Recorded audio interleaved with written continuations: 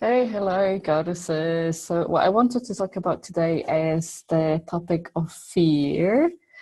And because fear has always been, I believe that it's a big one for a lot of us in the group.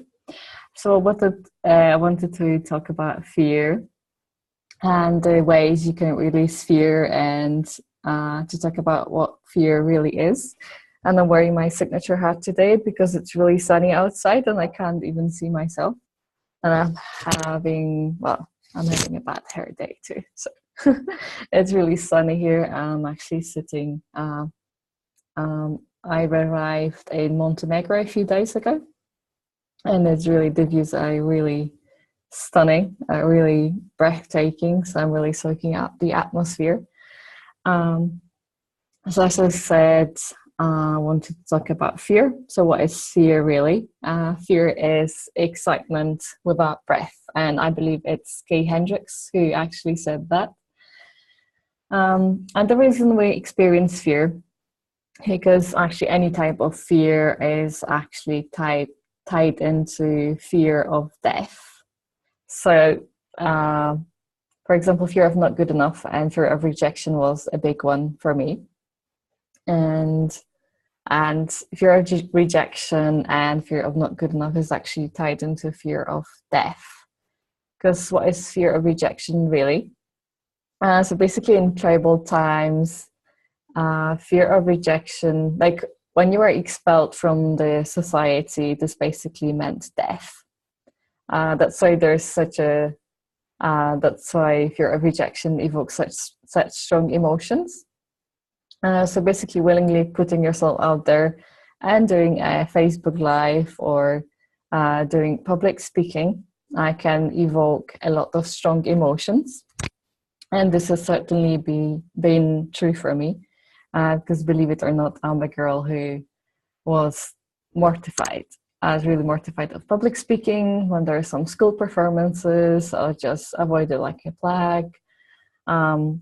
Even at university, when we had to do some speaking and do some presentations, I wouldn't turn up. So in a way, I feel like I'm really blessed that I got good grades and it didn't affect my career. And I was actually the girl who was scared to open her mouth and even raise her hand, even if she knew the answer. That's how bad it was. And if there are like more than, I don't know, two people in the group, I would not even start a conversation. So I believe I've come a really long way to come from where I was to where I am.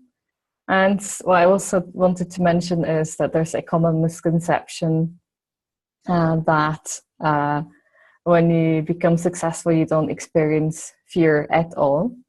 And I think that's complete bullshit, because fear forms such an intricate part of our lives. Because believe it or not, you're actually in 5% reptiles. I know, I was shocked too. So what this basically means that it's either 5 or 10%. So either 5 or 10% of our brain is called reptile brain. And this is the part of our brain that's responsible for ego. And so basically ego's job is to keep us safe. That's why there's always such a strong, any type of fear or perceived danger or false evidence appearing real evokes a strong electrical response. So that's why we always experience fear, and it kind of really feels like we can't get over it. And it's really stopping us from showing up as who we really are and really standing in our power and really showing up confidently and powerfully,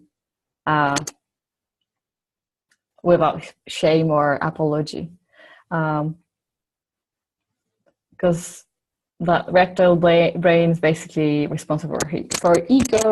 And I also wanted to mention that resisting your ego is certainly not the way to go. Because when you resist your ego, it's like resisting ego, like ego is responsible for our survival. So basically there had to be some kind of mechanism in place to make sure that this experience called life would go on for long enough.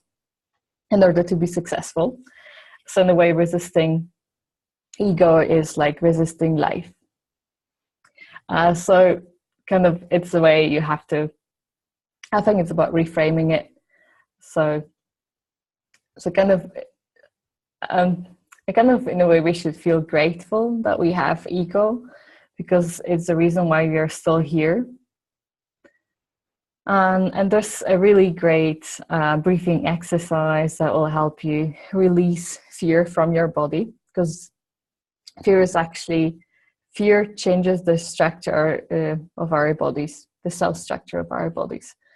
So when you experience fear, it's basically trapped in your body, and it's trapped in your sacral chakra, which is basically a belly button area. So if you want to experience a release fear, you need to kind of release fear from your body system. So the way to do this is to take a breath in on the count of 7 and hold it for 1 second, and then breathe out for 11 seconds. And the first time I did this exercise, I actually struggled, because that's a lot of breathing to do. But just so you know, there's no right or wrong way to do this. So even if you can only breathe in for 4 or 5 or 6 seconds, it's still good, because it's still going to help you. And as you practice, you're going to get better. So as I said, breathe in on the count of 7, hold for 1 second, and breathe out on the count of 11. And it's hard the first time you do it, but it gets better with practice. And it's really going to release your body and release fear. And it's no longer going to be trapped in your system, and you'll be able to really show up as who you really are. And another thing I wanted to say is, I think there's also a common misconception that if you experience fear, that means you're not in alignment, and this basically means that you shouldn't go after it. I think nothing further from the truth, because whenever you experience fear, what is fear really? Fear is excitement without breath, as Gay Hendricks said. So fear basically tells us, fear is like a signpost or a guiding compass. So the way I see is rather than resisting fear, we should follow it, because that's where the biggest growth is. Yeah.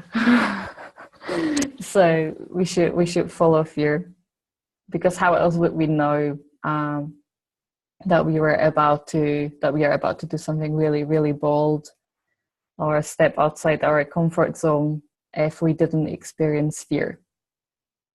So that's basically everything I've had to share with you today, and you can expect me to see a lot more of me these days. I hope you found it useful, and stay tuned.